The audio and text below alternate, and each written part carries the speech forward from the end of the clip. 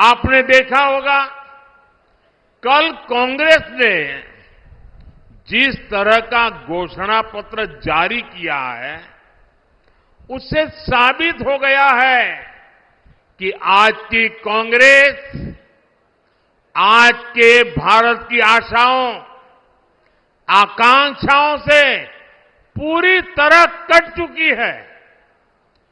कांग्रेस के घोषणा पत्र में वही सोच झलकती है जो सोच आजादी के आंदोलन के समय मुस्लिम लीग में थी। आज हम एक्सक्लूसिव रिपोर्ट लेकर आए हैं जिसमें कांग्रेस पार्टी और प्रधानमंत्री नरेंद्र मोदी के बीच छिड़े वॉक युद्ध को लेकर विस्तार से चर्चा करेंगे, जिसमें मोदी पर उनकी हालिया मुस्लिम लीग वाली टिप्पणी और उनके शासन के 10 सालों में कथित कुशासन को लेकर तीखा हमला बोला है। लेकिन क्या प्रधानमंत्री मोदी की मुस्लिम लीग वाली टिप्पणी ऐतिहासिक रूप से सही है? क्या प्रधानमंत्री जानबूझकर इस तरह का विवादित बयान देकर सामाजिक ध्रुवीकरण पैदा कर रहे हैं? क्या कांग्रेस खुद विभाजनकारी राजनीति की दोषी है? आइए इन सवालों का उत्तर ढूंढने की कोशिश करते हैं। नमस्कार, आप देख रहे हैं एयर। पुष्कर में एक रैली को संबोधित करते हुए प्रधानमंत्री मोदी ने कांग्रेस के घोषणा पत्र पर जमकर हमला बोला।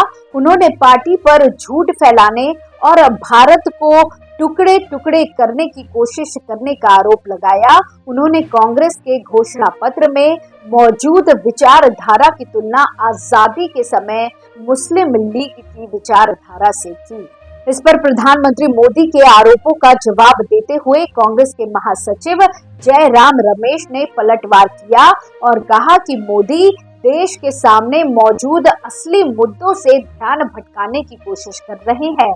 रमेश ने किसानों, युवाओं, महिलाओं और मजदूरों की चिंताओं पर प्रधानमंत्री की चुप्पी पर उंगली उठाई और उन पर पिछले 1 दशक में हुए अन्याय को नजरअंदाज करने का आरोप लगाया।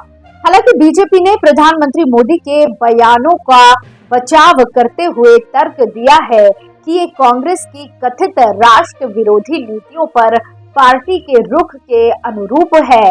बीजेपी ने ऐतिहासिक विकृति और सामाजिक ध्रुवीकरण के आरोपों को भी खारिज किया है। ऐसे में कांग्रेस और प्रधानमंत्री के बीच जारी टकराव ने भारत के राजनीतिक परिदृश्य पर गहरा असर डाला है। आरोप प्रत्यारोपों ने दोनों पार्टियों के बीच खाई को और चौड़ा कर दिया है, जिसका आने वाले चुनावों पर असर पड़ने की संभावना है। इस पर राजनीतिक विश्लेषकों का मानना है कि प्रधानमंत्री मोदी की मुस्लिम लीग वाली टिप्पणी उनके हिंदू वोट बैंक को उत्साहित कर सकती है।